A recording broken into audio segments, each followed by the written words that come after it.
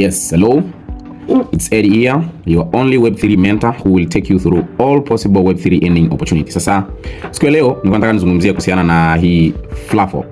Flafo kama nilivyokuwa nikishare, leo hii video ukitazama kuanzia mwanzo hadi mwisho utaweza kufahamu namna gani ambayo unaweza ku-earn kupitia hii opportunity ya Flafo. Sasa, ili kufanya video hiyo fupi nitaenda direct na nitachokuwa nakifanya hapa utakuwa unakiona pia kwenye screen yako hapo juu, nitakuwa nafanya na utaona step by step. Kwa hiyo cha kufanya, itazame hii video kwa makini ili uweze kuelewa kuanzia step ya kwanza hadi step ya mwisho, namna unavyoanza ku sign up, namna unavyofanya setup zote ili uweze kuanza ku earn kupitia Flafo. Sasa nikianzia na Flafo ni nini? Flafo ni kama video zilizopita ambapo nilikuwa nazungumzia hizi AI training companies. Kama nilivyosema kwamba hii ni era ya AI. Kwa hiyo na AI zina perform the best endapo zitakuwa fed na information ambazo ni correct. Kwa mfano, AI ambazo zina interact na human being lazima wapewe taarifa ambazo zinatokana na human being ili waweze kujua pattern au tabia za binadamu. Kwa hiyo simply details ambazo utawapatia au data ambazo utawapatia zitatumika kwa lengo la kutrain hizo AI models, ambazo hizo AI models au hizo AI training companies watakulipa wewe kama mchangiaji wa data kulingana na mahitaji yao. Sasa kwa hiyo simply Flafo ni kama ilivyokuwa Neon, Flafo ni kama ilivyokuwa Silencio, lakini kama nilivyosema kwenye video za nyuma kwamba kila AI training company ina namna yake ya ukusanyaji wa data. Kwa hiyo kwa Flafo kama nilivyosema na nilivyoposti kwenye baadhi ya mitandao ni kwamba Flafo wewe unachangia zile data kupitia conversation, kupitia phone call conversation. Phone call conversation na maana gani? Na maana kwamba wewe kama partner A na mwingine kama partner B mtakapopigiana kupitia Flafo the same way kama unavyompigia mtu kwenye WhatsApp call, yani kama unampigia mtu kwenye audio call ya WhatsApp, ni the same way utakavyotumia Flafo. Kwa Flafo ni app ambayo utatumia kama unavyotumia WhatsApp kumcall mtu, ambapo wewe mpigaji na mwenzako unayempigia partner wako wote mnabidi muwe na application ya Flafo. Kwa kila mtu atainstall hiyo application ya Flafo, atafungua account, then ukitaka kumpigia mwenzio lazima umsearch pale username yake na yeye usend friend request na yeye akubali friend request yako ili muweze kupigiana. Kwa hiyo ni the same way kama wewe unataka kumpigia mtu kwenye WhatsApp call, lazima uwe na namba yake na utamcall na yeye akipokea then mnaanza kuongea. Kwa hiyo kwenye Flafo zile conversation zenu ambazo mlikuwa mnaongea zinarekodiwa, zinakuwa recorded, then wao watazichakata zile calls, kwa sababu mnapoongea inakuwa inaonyesha pale ina record. Kwa mtaongea either ni saa moja, dakika 10, dakika 20, then wao kama team ya Flafo watachukua ile voice recording yenu ambayo umeongea, then wataichakata, wataifanyia processing, transcribing na kila kitu kuangalia quality, then watairate, watakuonyesha pale majibu kwamba video yako audio call session yenu ilikuwa na iko clean kwa kiwango gani na quality yake ni kiwango gani, na wataweka rating yao pale. Kwa hiyo ile voice recording yenu ambayo mtafanya itapitia step hiyo, mtaongea nyie, mtarecord, mkimaliza mtacancel ile call, mkimaliza Flafo team wenyewe kama wenyewe wataifanyia internal review.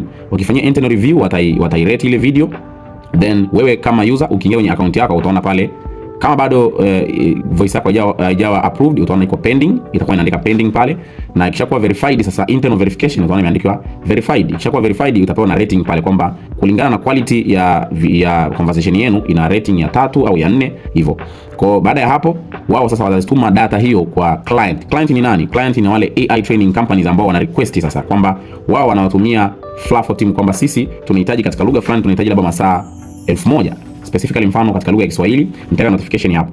Hiyo notification walikuwa wanatujuza kwamba lugha ya Kiswahili iko kwenye demand. Maana yake wewe kama mchangiaji unajua kabisa kwamba lugha unayochangia sasa hivi iko kwenye demand. Demand maana yake nini? Kwamba kuna client kutoka kwenye hizo AI training company amerequest directly masaa 1000 ya lugha ya Kiswahili. Kwa hiyo sisi kama wachangiaji tunahitaji kuchangia masaa 1000 ambayo itakuwa ni data specific ambayo imekuwa requested kwa specific AI training company. Na kabla sijaanza kuelezea step za kuweza kusign up na kuweza kuanza namna ya kufanya, na naweza nikasema vitu vya kusisitiza ambavyo vitakufanya wewe unachokichangia kiwe na maana kubwa na uweze kulipwa kwa uhakika.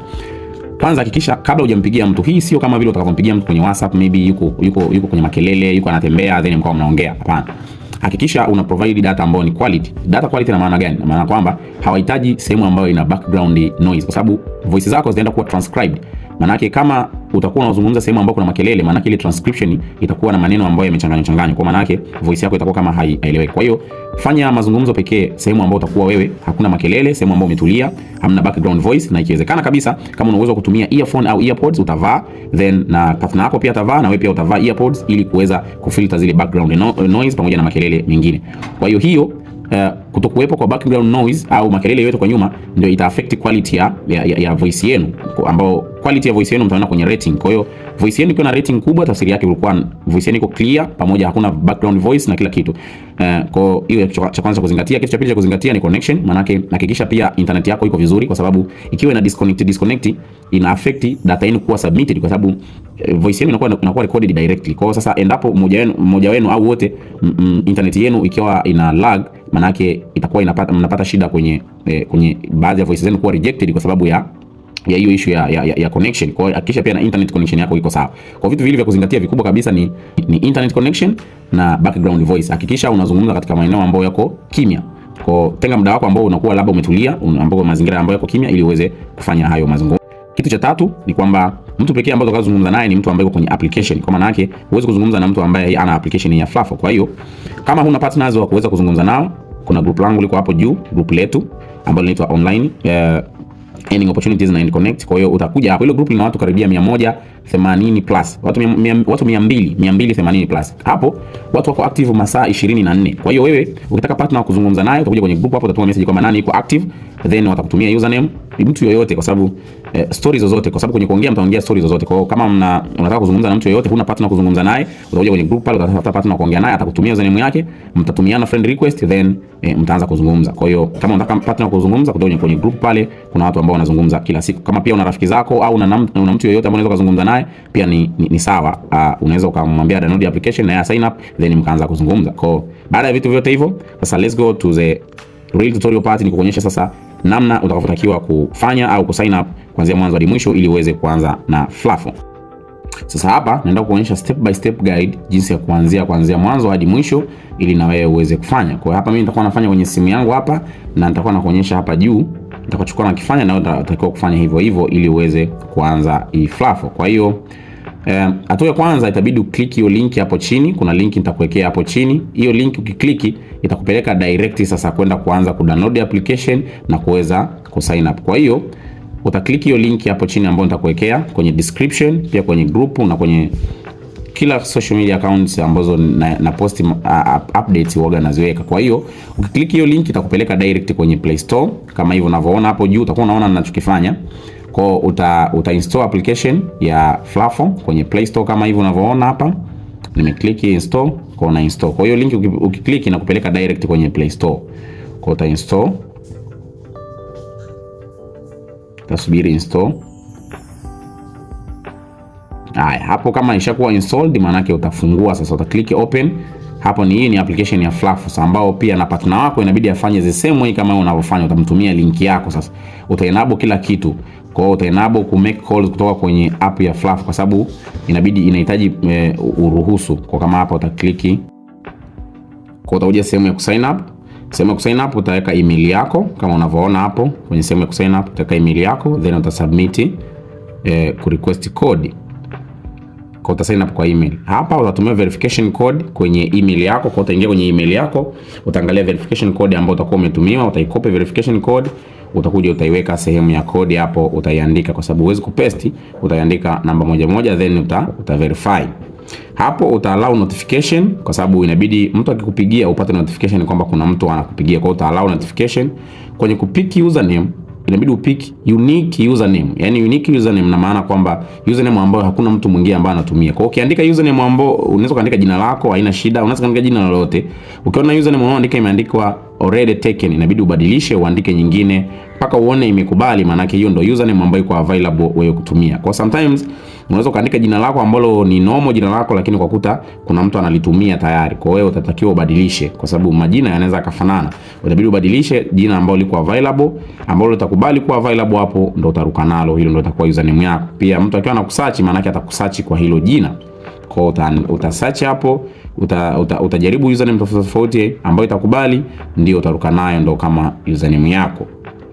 Kwa kama hapo nimejaribu username tofauti, kuna baadhi ya username zilikuwa zinaandika kwamba zimeshakuwa taken. Kisha maliza, utakuja sehemu ya kujaza taarifa zako sasa, taarifa binafsi kama date of birth.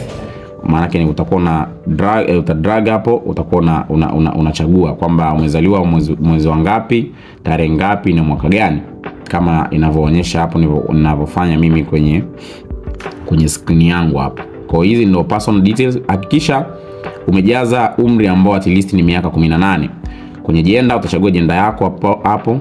Yaani kwenye umri hakikisha ni miaka 18 na kuendelea. Utakuja kwenye sehemu ya country, maana ukiklik hapo utakuja nchi tofauti tofauti.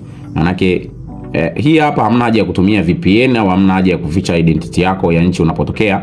Kwa utakuja utascroll chini mpaka utakapokuta Tanzania. Kama sehemu ya kusearch pale pia unaweza ukasearch ukaandika Tanzania ikakuletea Tanzania, then ukaselect. Ukimaliza then uta-continue, itakuletea kwenye window nyingine kujaza taarifa zingine. Kwenye language utaweka tu Swahili kwa sababu hatuna haja ya kuficha identity, kwa maana yake utaweka Kiswahili. Kwa uta scroll chini utachagua Swahili. Uta-click done kama hapo. Utakuja kwenye region ambapo unatokea, maana yake tutaweka tu Tanzania hivyo hivyo. Kwa maana yake sehemu ya kwanza utaweka Tanzania Swahili, sehemu ya pili ni Swahili kutokea wapi? Kutokea Tanzania, kwa sababu kuna Swahili kutokea Kenya pia. Where are you dialected? Maana yake itakuwa ni Kiswahili cha Kenya, Tanzania pia, kwa sababu kuna Kiswahili cha Kenya hivyo. Kwa hiyo utachagua Swahili ya Tanzania. Ukishamaliza kuweka kila kitu uta-click continue kama hivyo. Sehemu ya referral code utaandika ed kama nitakavyoandika hapa. Hiyo ndio referral code yangu, na wewe pia ukitumia linki mtu mwingine utampa referral code yako. Utaandika ed hapo, then uta-click continue.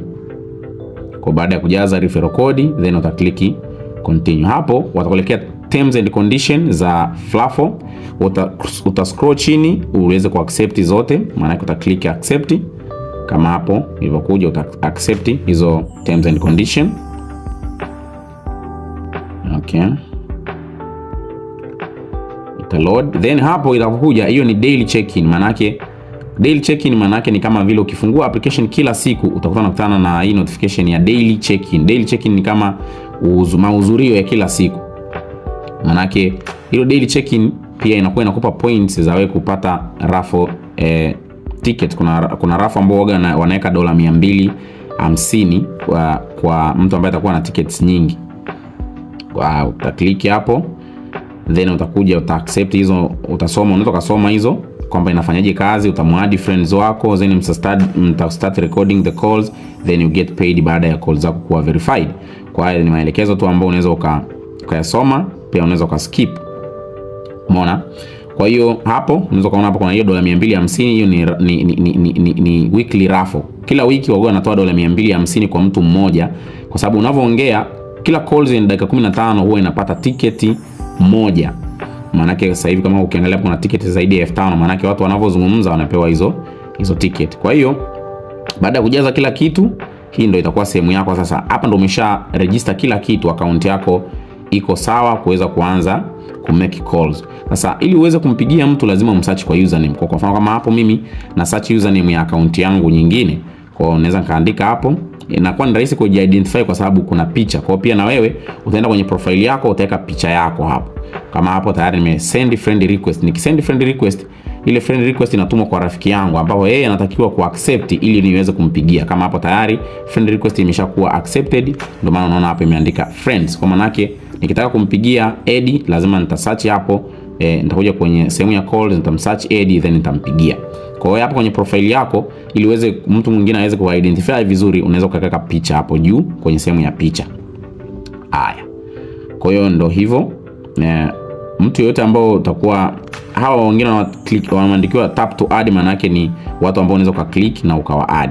Utaka kumpigia mtu kama hapa, nimeenda kwenye add, maana yake hapa na request calls na mpigia. Japokuwa hapa ilikuwa ina decline kwa sababu ya issue ya mtandao. Ilikuwa ina decline kwa sababu ya issue ya mtandao, lakini ukicall inabidi na yeye awe ameingia kwenye app ili aweze ku-accept call yako na ili muweze kuzungumza. Kwa hivyo, kwa kabla hujampigia mtu inabidi umjuze kwamba ameingia kwenye application, kwa sababu kuna muda ile call ikipigwa huwa inakuja kama normal call. Kwa hiyo inabidi mtu awe kwenye app ile call iwe ili isilete shida yoyote. Kwa hiyo ukiona kuna namna hamsikilizani, ni bora hiyo call muikate, muanze kupigiana upya. Na pia call ambayo inakuwa valid huku ni mazungumzo kuanzia dakika 10 na kuendelea. Kwa hiyo hakuna call ambayo itakuwa chini ya dakika 10 itaweza kukubalika. Kwa hiyo calls ambazo zitakubalika pekee ni calls kuanzia dakika 10 na kuendelea. Kwa kama unaongea na rafiki yako ni bora muongee kuanzia dakika 10 na kuendelea. Kwa na mimi recommendation yangu ni kuanzia dakika 15. Kwa mnaweza mkazitenga session zenu kwa dakika 15 kwa sababu pia kuongea muda mrefu ni risky sometime, kwa sababu katikati hapo inaweza kapita makelele na voice yenu ikawa affected. Kwa mimi recommendation yangu, mnaongea dakika 15, mnakata simu, mnaisave hiyo, mnaenda tena mnapigiana tena nyingine, hakuna limit ya muda wa kupigiana. Kwa hapa nimejaribu kupiga tena, nimpigia Eddie kwa wakati mwingine tena. Hapa inapoandika connect, maana yake namsubiri partner wako pia apokee simu aweze kuconnect. Hapo pia iligoma. Hapa wanakupa shout out ya making your first call. Kwa ni hivyo, hii daily check-in ni error tu, inakuja mara kwa mara kwa sababu nishafanya daily check-in, kwa hiyo inakuja kama error mara kwa mara ambayo haina shida. Kwa hiyo recommendation zangu ni hizo. Hakikisha kama mmepanga kuongea na mtu lisaa lizima, ni bora mkazitenge hizo session zenu kwa katika sehemu 4 tofauti, kwa sababu kuna riski ya call yenu kuwa rejected kama kutakuwa na makelele katikati. Imagine mmeongea dakika nusu saa, alafu then kunakuja kuwa na makelele baada ya hiyo nusu saa yenu, kwa hiyo itakuwa ni mbaya. Kwa hapa nimejaribu tena ku call kwa wakati mwingine na nika connect hii call. Ukisha connect hii call, ili ujue kwamba hii call yenu iko sahihi na inarekodiwa, utaona hapo wakati mnazungumza kuna sehemu hapo itakuwa inaandika recording. Baada ya jina lake kwenye audio call kwa chini itakuwa inaandika recording. Sasa hapa kama bado haja connect, maana yake itakuwa ina pale chini inaandika pending. Hapa kuna microphone ziliingiliana, ila inapoandika recording pale, maana yake call yenu inakuwa recorded. Na kama unaona pale chini kumeandikwa split 50-50. 50-50 tafsiri yake, mkizungumza wote mtalipwa $10 kwa sababu pay rate ni $10 kwa mtu mmoja, au ni $20 kwa wote wawili. Kwa maana yake ni $10 kwa $10 kwa lisali moja. Kwa hiyo pay rate ni $10 kwa lisaa. Maana yake wewe ukizungumza lisali moja, maana yake unakuwa umequalify kulipwa $10 kwenye hiyo voice recordings ambayo umezungumza. Kwa hiyo voice recording moja, rafiki yako atalipwa $10 na utalipwa $10 endapo hiyo voice yenu itakuwa verified. Kwa ni hivyo, hii era ya daily check-in, nilikuwa nishafanya daily check-in lakini ilikuwa inajirudia, kwa haina shida. Kwa ni hivyo ambao unatakiwa kufanya ili kuweza kuanza na Flafo.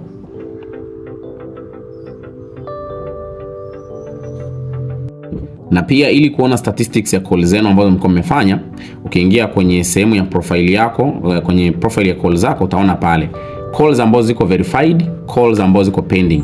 Verified calls ni zile call ambazo zimesha pass internal verification ya team ambao wanazirate pale. Kwa hiyo ukiona rating ya 4 ya 5, maana hizo ni calls ambazo zina good quality kulingana na kwenye sauti, connection na kila kitu, kama vile vitu ambavyo nimesema mwanzo.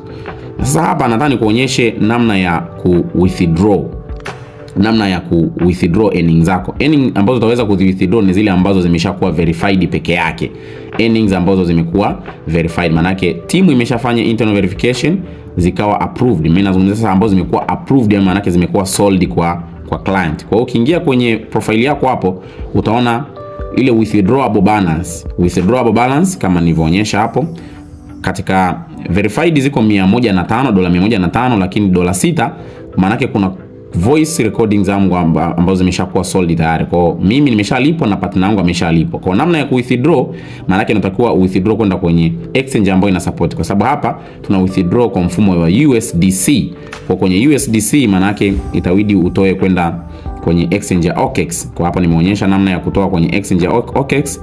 Hapo minimum withdraw ni $5. Kwa maana yake mimi nitaingiza hapo amount ambayo nataka withdraw, lakini kabla yote inabidi ni bind address ya OKEX ili niweze withdraw. Kwa hapo utaona hapo kama una exchange ya OKEX, uta sign up kwenye OKEX kwa ajili yako. Na watu wengine ambao wanajua withdraw kwenda kwenye exchange zingine, maana kuna mtu anaweza withdraw kwenda kwenye MetaMask then akaja withdraw kwenda kwenye OKEX.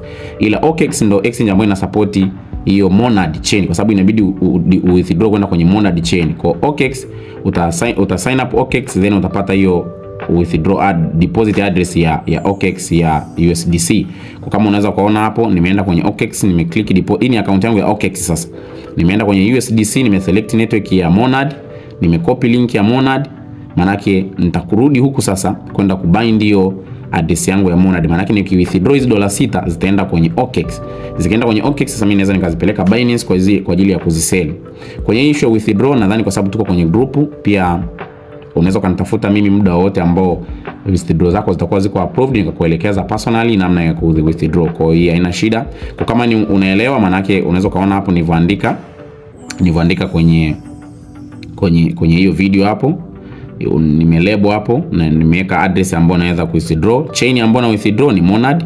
Kwa nikisha bind address yangu mimi hapo, naweza nikaja nikaclick withdraw hapa na withdraw yangu ikaenda kwenye nania. Kwa njia ambayo tutatumia si withdraw ni crypto, kwa sababu kuna njia nyingine hapa ya Stripe, lakini sasa tutumie Stripe. Kwa hiyo nikishaweka hapo naweza nika withdraw kwenda kwenye nani. Hapa nikiclick review withdraw, maana yake withdraw yangu itaenda direct kwenda kwenye OKX ambayo nimeweka hapo kwa withdraw. Kwa ni